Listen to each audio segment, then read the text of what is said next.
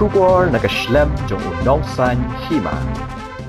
Hadin baka niti ayo kala penmi ye ka kaipot baka Jylla Meghalaya kala yo ye ka nam kum ka Jylla ka baduk tam na pedeng ki santali ki Jylla hapo jong ka National Multidimensional Poverty Index mana ka khat nyotrik naitung arajar arpulai na kaliang menteri rangba ka Jylla u Conrad Sangma ula pediang ya kani ka kaipot haba keren berkilat pathai Kubur ha ka janmit jong ka arpu wetrik naitung u Conrad ula ong baka kaipot ka bala penmi daga niti ayok kadega jingken ka bala shim nado Snem arajar khat pra bat khat khandai henry amdon ne ka jingken ka bala nado Snem arajar arpo shaneng menteri rangba ulo ongru ba updiang baka Jylla kadang don shibun ki jing bat kadang sadin henry kin trei khambha naga benta ban kintiu ya ka Jylla baro ka wei nalor kata menteri rangba ulo ongru ba ki senjam ki bala shim san Snem menshwa ki dei ban kintiu ya ka Jylla but Sngewthikna bahaki Snem ki banwan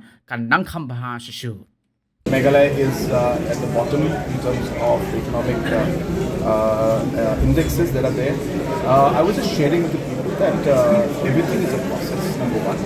Number two, the fact is that this data on the basis of which this report has come out is data that was collected in 2018 and 2019. So there's no data of 2020, 21, 22 and 23. Which is where we have seen most of the economic works that we have done showcasing. For example, this particular project also started in 2021. So therefore, what reports we are seeing today is based on 4-year-old data of 2019, 2018, 2019. And hence, it is not giving you the current picture of things.